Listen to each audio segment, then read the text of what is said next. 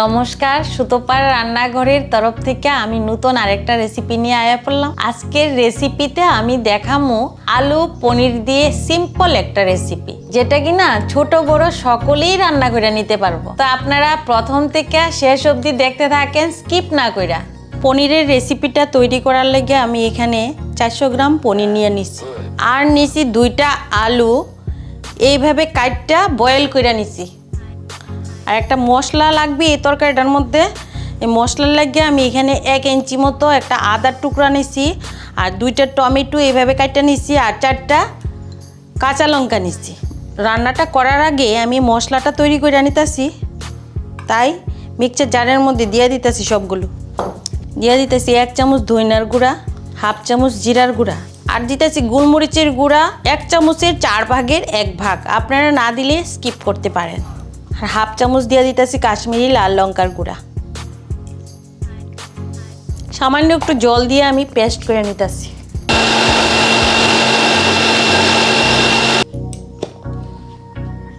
মশলাটা আমার হয়ে গেল রেডি। এখানে আমি সাদা তেল দিয়ে দিলাম কিছুটা, এখানে 50 গ্রামের মতো হইব। তেলটা আমার গরম হয়ে গেছে, প্রথমে দিয়ে দিচ্ছি আলুগুলা। কিছুটা হলুদ দিয়ে দিলাম, আর দিয়ে দিলাম কিছুটা নুন।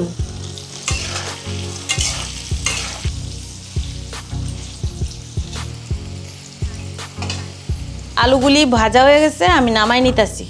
ওই তেলেই পনিরগুলিও ভাজা নিতেছি।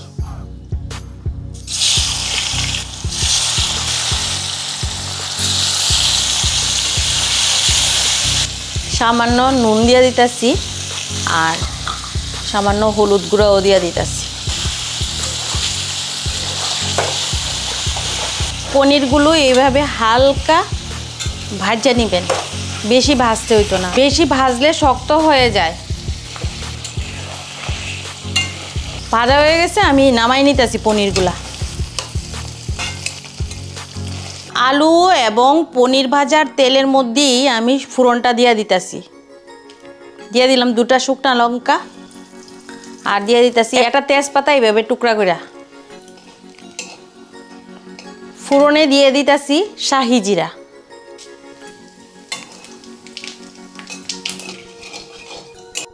আর এখন দিয়ে দিতেছি পেস্ট করা মশলাটা। একদম সহজ রান্না। আজকাল দিনের পড়াশোনার ক্ষেত্রেও ছেলে মেয়েরা নিজেরা রান্না করে খাইতে হয়, এভাবে রান্না করে অতি সহজেই খাইতে পারে। দিয়ে দিতেছি সামান্য হলুদ গুঁড়া, আর দিয়ে দিতেছি স্বাদ অনুযায়ী কিছুটা নুন। আমি যে কোনো নিরামিষ তরকারিতে সামান্য একটু চিনি দিই, আপনাদের পছন্দ না হইলে নাও দিতে পারেন। কালারটাও সুন্দর হইব এবং টেস্টটাও অনেক বাইরে যাব। এখানে আমি একটা বাটির মধ্যে গরম জল বসাইছি ঝুলের লেগা। অবশ্যই গরম জল দেওয়ার চেষ্টা করবেন যে কোনো ঝুলে। মশলাটা আমার ভাজা হয়ে গেছে, দেখেন তেল ছাইড়া দিছে। এই পর্যায়ে আমি ঝুলের লেগা গরম জলটা দিয়ে দিতেছি। অবশ্যই গরম জল দেওয়ার চেষ্টা করবেন। ঝোলটা আমার ফুটতে থাকুক। ঝোলটা আমার ফুটে গেছে, এই পর্যায়ে আমি দিয়ে দিতেছি পনির আলু ভাজাগুলি। বাটিটা ধুয়েও একটু জল দিয়ে দিলাম। এখন 5 থেকে 6 মিনিট ফুটাইয়া নিলেই রেডি হয়ে যাব আমার পনির আলুর তরকারি।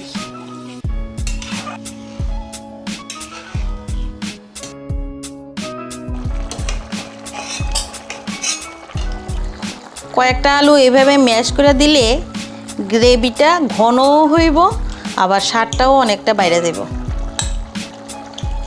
এবার দিয়ে দিতেছি এইভাবে কয়েকটা আলু অবশ্যই ভাঙ্গা দিবেন।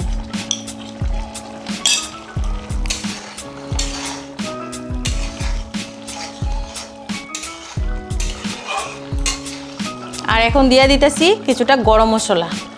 এখানে আমি 1 টিস্পুনের মতো দিছি। পনির আলুর রেসিপিটা একদম কমপ্লিট। এখন একটা বাটিতে নামাই নিতেছি।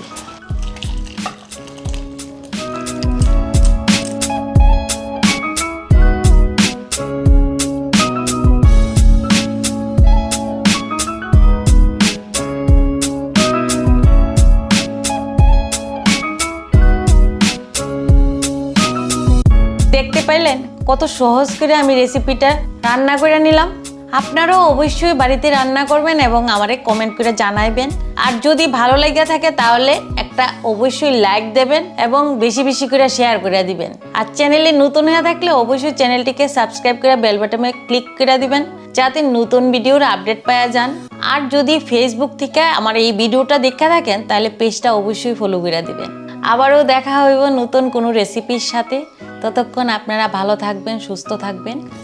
নমস্কার।